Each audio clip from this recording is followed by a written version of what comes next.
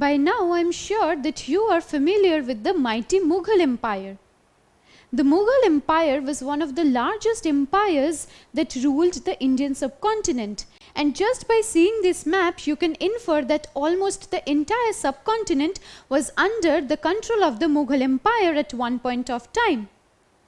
But will you be surprised to know that there was a tribe that defeated this mighty Mughal Empire for 17 times?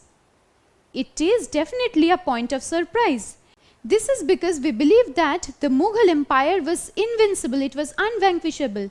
And the fact that a small tribe could defeat this huge empire for 17 times is definitely a point of surprise. But doesn't this make this very curious and willing to know more about this tribe? I'm sure you want to know and find out which tribe this was that defeated the Mughal Empire so many times. So in this lesson we will undertake a discussion on this tribe, as in how this tribe came to power, how it went on to establishing itself as a kingdom, how this kingdom then administered the region, and how this kingdom then lost its power. So let us begin this discussion and find out more about this tribe that defeated the Mughal Empire so many times. Now it were the Ahoms who fought and defeated the Mughal Empire for 17 times. In our previous lesson, we talked about how certain tribes in the Indian subcontinent during the medieval times were inspired by the success stories of the Rajput rulers, which is why they went on to establishing their own kingdoms. And one such kingdom was the Ahom kingdom. So it's time to find out more about this Ahom kingdom. Before embarking on this journey and finding out more about the Ahom kingdom, it is time to trace the origin of the Ahom tribe that later became the Ahom kingdom. Now, where was this Ahom tribe initially located? As in, where did they stay previously before coming to the Indian subcontinent? You have to keep in mind that the Ahoms previously lived in Myanmar, and from Myanmar in the 13th century they now travel to the Brahmaputra Valley. This map shows you the Brahmaputra Valley in the northeastern part of the Indian subcontinent, and in the 13th century the Ahoms migrated from Myanmar to this Brahmaputra Valley. But how did they establish their own kingdom? Do you think that this Brahmaputra Valley was previously empty and it was very easy for the Ahoms to establish their own kingdom? Definitely not. Then who used to live there? And how did the Ahoms establish their kingdom? It were the Bhuyas who used to live in the northeastern part of the Indian subcontinent. And the Ahoms, after migrating from Myanmar to Brahmaputra Valley, now came to this region and suppressed the older order of the Bhuyas there, and by suppressing the Bhuyas, they established their own Ahom kingdom in the Brahmaputra Valley. So this can be considered as the fountainhead or the point of origin of the Ahom kingdom. Before proceeding with this lesson and finding out very important details about the Ahom kingdom, it's time to answer a question. Whom did the Ahoms suppress in order to establish their political authority? Did they suppress the Bhuyas, the Chandelas, the Cheros, or the Gonds? Well, the correct answer is Bhuyas. The Ahoms, after migrating from Myanmar to the Brahmaputra Valley in the 13th century, they suppressed the Bhuyas and established their own kingdom there. Another very important thing after the establishment of a kingdom is its expansion. Because we have seen this trait in different kingdoms, in different empires across the world. Whenever any kingdom or any empire or dynasty is established, the rulers now make sure that they extend their horizon, they extend the boundaries of that kingdom. And something similar also happened in the case of the Ahom kingdom. The Ahom leaders now tried to expand the territories of the Ahom kingdom. Now, under whom did the expansion of the Ahom kingdom take place? It took place under Sukafa, who is credited to be the founder of the Ahom kingdom. So, after founding the Ahom kingdom in the 13th century in the Brahmaputra Valley, Sukafa now made sure to expand this kingdom. how did this expansion of the Ahom kingdom take place? Now, after this kingdom was founded, this kingdom was also gaining power. It was gaining prominence in that region. And soon after, in the 16th century, the Ahoms now annexed the kingdoms of the Chutias and the Kochhajos. To be very specific, the Ahoms annexed the kingdom of the Chutias in 1523 and the kingdom of the Kochhajos in 1581. And in this way, they ensured that the Ahom kingdom now expanded in size, because previously the Ahom kingdom was restricted to only this region, and now by annexing these new kingdoms of the Chutias and the Kochs, the Ahom kingdom now expanded in size. So in this way, the Ahom kingdom asserted its authority and its dominance in the northeastern part of the Indian subcontinent. Now, with the establishment of a huge and powerful kingdom, the Ahoms also needed to ensure one thing. Because whenever any powerful dynasty or kingdom is established and set up somewhere, it invariably means that many other enemies will try to gain control of that kingdom. And so, that kingdom needs to ensure its defense. That kingdom needs to ensure that it is protected from external attacks. Similarly, when the Ahom kingdom annexed and brought under its control the kingdoms of the Chutias and the Kochhajos in the 16th century, it had to ensure its safety. It had to ensure that it is protected and not vulnerable to external attacks. Now, how did the Ahoms ensure their safety? For this reason, they now started using gunpowders and cannons. If you have studied the history of the Mughal Empire, gunpowders are something you should be familiar with. Can you tell me when was gunpowder used for the first time in the Indian subcontinent? It was the Mughal Emperor Babur who first used gunpowder in the first battle of Panipat in the year 1526. And after waging the first battle of Panipat, he defeated Ibrahim Lodi and went on to establishing the Mughal Empire. But that's a separate story. What we have to keep in mind from this is that 1526 was the year when gunpowder was for the first time used in the Indian subcontinent. And 4 years later, that is by the 1530s, the Ahoms now started using gunpowders and cannons. But why were they doing so? This is because they wanted to retain their control. The Ahom kingdom grew in size by annexing and bringing under its control several tribes, several smaller kingdoms, and it also knew that these several tribes, these several smaller kingdoms could revolt against it, which is why the Ahom kingdom now started using gunpowders and cannons to establish their dominance, and so that they could not be defeated in wars and battles. So can you understand how powerful this Ahom tribe must have been? Because this Ahom tribe, after establishing its kingdom, now went on to ensuring its defense system, now went on to ensuring its protection. While the Ahom kingdom was gaining importance and power in the northeastern part of the Indian subcontinent, the Mughal Emperor Aurangzeb now wanted to gain political supremacy over the Ahom kingdom, because Aurangzeb knew that if he can bring the Ahom kingdom under his control, he would be able to gain control over this entire northeastern region of the Indian subcontinent. But do you think the Ahom kings and rulers very easily and very willingly surrendered to the Mughal Empire? Most definitely not, because the Ahom kings denied to be a puppet ruler under the Mughal Empire, which is why they now wanted to resist the infringement of the Mughal Empire on their territory. So can you understand, this was the fountainhead of the conflicts and clashes that took place between the Mughal Empire and the Ahom kingdom several times. This is because Aurangzeb wanted to control the Ahom kingdom, and on the other hand, the Ahom rulers did not want to rule as puppet rulers. They did not want to become subordinates to the Mughal Empire, which is why they resisted and they fought back in battles.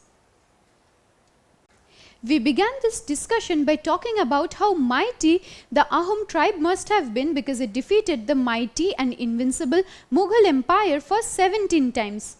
But this was not the case always, because in the year 1662, Mir Jumla, who was a prominent Subadar of Bengal under the Mughal Emperor Aurangzeb, attacked the Ahom kingdom. The Ahom kingdom was defeated. So in this way, in the year 1662, parts of the Ahom kingdom were brought under the control of the Mughal Empire. So the Ahom tribe that defeated the Mughal Empire for 17 times was now itself defeated in the year 1662. But do you think this meant an absolute end to the Ahom kingdom? Not so. This is because the Mughal control did not last for too long. Why is it so?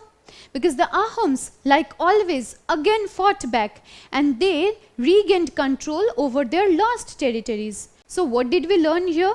In the year 1662, Mir Jumla attacked the Ahom kingdom and brought certain parts of it under the control of the Mughal Empire, but the Ahoms, as mighty and as fearsome as they were, they again fought back and gained control of the lost territories. What we have been discussing all this while talks about the establishment of the Ahom kingdom. Now when a kingdom is established, few things need to be taken care of, and one among those would be the structure of the society and the administration at large. Now how was this Ahom society structured? The Ahom society was divided into several clans or khels which controlled the villages. So keep this in mind that there were many villages under this Ahom kingdom, and these villages were controlled by the clans or the khels. Now in these villages, the peasants were given lands to pursue agriculture. Now whenever a peasant got a tract of land to pursue agriculture, even the king did not have the power to take back that land from the peasant. So can you understand how much important these lands were to the peasants? Because once these lands were given to them by the village community, even the king could not expel them from those lands, and these lands were given to the peasants to pursue agriculture. Now apart from peasants and farmers, laborers and workers are also required by any kingdom, by any empire, for different kinds of works. Now who used to do all these works in the Ahom kingdom? For this purpose, they had forced laborers who were known as the Paiks. Now allow me to give you an example so that you can understand this better. Suppose in the state you are living in, the chief minister orders that a bridge will be built.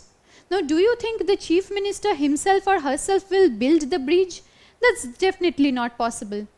For this purpose, many laborers will be hired who will be given the work of building the bridge.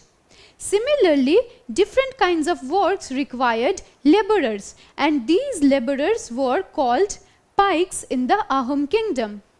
But while we talk about Paiks, a very important point that we have to keep in mind is that these Paiks were forced laborers. That is to say, even if these Paiks did not want to render labor, they were forced by the Ahom king to do so. Now whenever any kingdom or any empire is established, lots of people start staying there. And when people start staying there, how do these kingdoms keep track of how many people are staying there? Is it possible to count how many people live in one particular region? That is definitely not possible. To this end, in today's world, we have something called a census. The census is a process by which the population of any country or any given region is counted. And you'll be surprised to know that this modern concept of census was prevalent even in the Ahom society. The Ahom society that existed hundreds and hundreds of years ago had something called the census. So the census of the population was conducted even in the Ahom society. Now what happened after they got to know about the population of different regions? We have already talked about the Paiks who were forced laborers in the Ahom kingdom. Now historians, while they studied the census system in the Ahom kingdom, they have understood that each village had to send a number of Paiks by rotation. Now at this juncture you must be questioning, why were the Paiks sent to different places by rotation? This is because the Paiks were sent from densely populated areas to less populated areas. Now allow me to explain this to you in greater detail. Now whenever the census was conducted, it could establish which region was densely populated and which was not. Now whenever they saw that one region is densely populated and the other is not, it invariably implies that there will be a shortage of laborers in that region that is less populated. Now consider this example.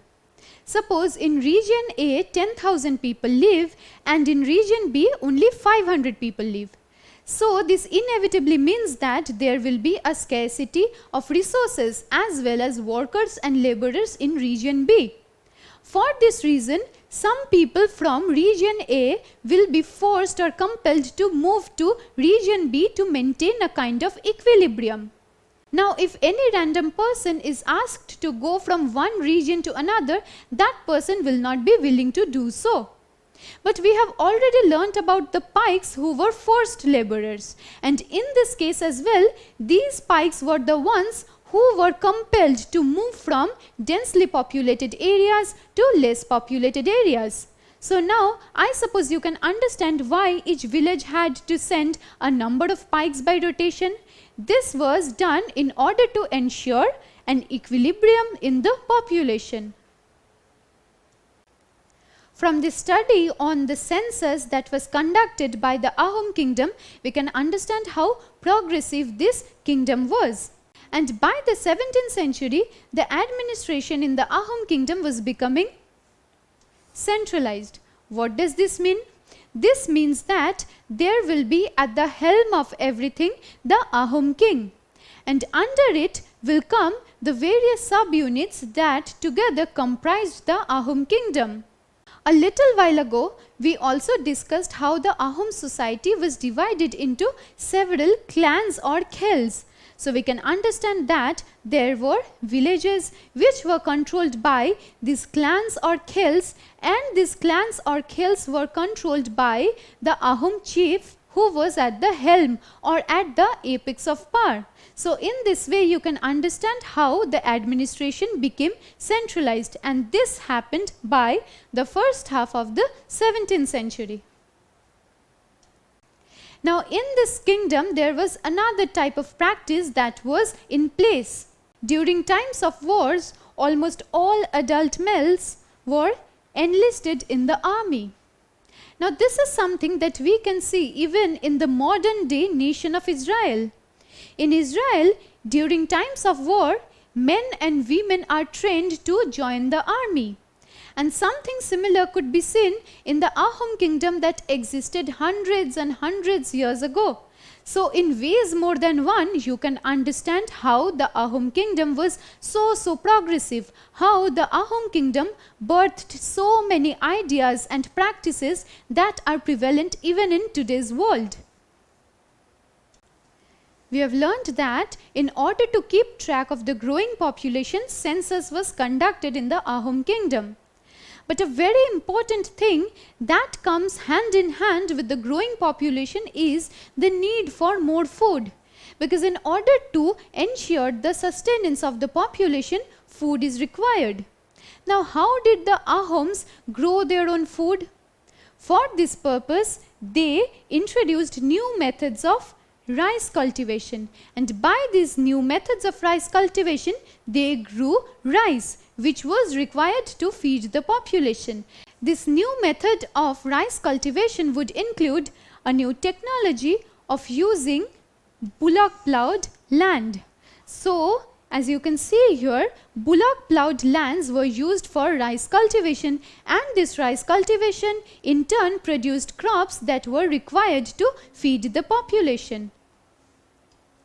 Along with implementing new technologies of rice cultivation, the Ahom kingdom wanted to ensure a happy and healthy life for all its subjects, which is why it dedicated several people for building dams, irrigation systems and different other public works. Now, why were these things done? As in, why were dams built, irrigation systems built? Because all of these were to make the lives of the people better and easier. So the Ahom kingdom, you can understand from this, was very well administered. It was a prosperous kingdom where people lived happily. As so much public welfare works were taking place and the Ahom kingdom was flourishing and expanding, it was also simultaneously inviting people from different kingdoms. Now, who were these people who were coming to the Ahom kingdom? You have to keep in mind that the Ahom kingdom was lacking in artisans, and for this reason, artisans from adjoining kingdoms now started coming to the Ahom kingdom. They came here in search of jobs as well, because the Ahom kingdom was a very flourishing and a prosperous center. Now let us come to the religious life of the Ahoms. In today's world, we can see people practicing different religions like Hinduism, Islam, Christianity, Sikhism, Buddhism, Jainism and so many more. Now, what religion did the Ahoms practice? Initially, they worshipped their own tribal gods. They had their own tribal gods to whom they offered their worship and devotion. But around this time, that is, in the first half of the 17th century, the Brahmanas were also gaining great importance. The Brahmanas, as we have discussed, were a part of the Hindu religion, and these people, that is, these group of people were gaining influence. And the growing influence of the Brahmanas invariably implied that the rise of Hinduism was also being given an impetus. Hinduism was now gaining more and more importance with the gaining importance of the Brahmanas. So can you understand how Hinduism was gaining importance side by side with this tribal religion? Let us now find out what this growing importance of Hinduism led to. With the growing importance of the Brahmanas by the first half of the 17th century, the Ahoms now started granting lands to the Brahmanas. So can you understand how important the Brahmanas were becoming? In our previous lesson, we talked about how the tribals wanted to maintain and retain their independence. They wanted to retain their freedom, which is why they segregated themselves from the caste-based society. It was the caste-based society that the Brahmanas ruled over. The Brahmanas prescribed certain sets of rules and rituals that were supposed to be conformed to by the people who lived within the caste-based societies. And we have learnt that the tribals wanted to retain their independence. They wanted to maintain their autonomy, which is why they wanted to segregate themselves from the caste-based society. But a different trend could be seen by the first half of the 17th century, because the Brahmanas, who were seen as oppressors by the tribals, were now being given land grants by the Ahoms themselves. This happened so much so that Hinduism now became the most prominent and predominant religion during the reign of Sib Singh. Who was Sib Singh? Sib Singh was an Ahom ruler who ruled from 1714 to 1744. And it was during his rule that Hinduism now became the predominant religion in the Ahom kingdom. But do you think with this, the Ahoms relinquished or gave up worshipping their own tribal gods? Did this mean that this was a final incorporation of this tribe into the mainstream Hindu society?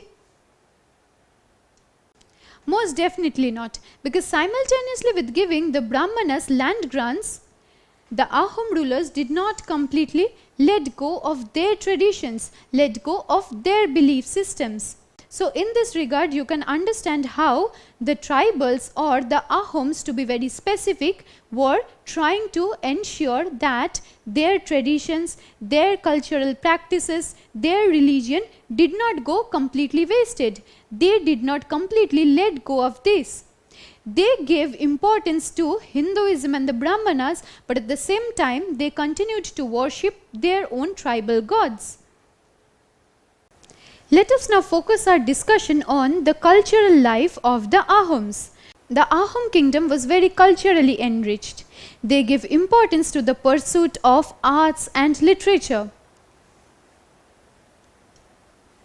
So, for this reason, poets and scholars were given land grants. These poets and scholars, who were mostly Brahmanas, were given land grants, and this speaks to the rich cultural heritage of the Ahom kingdom.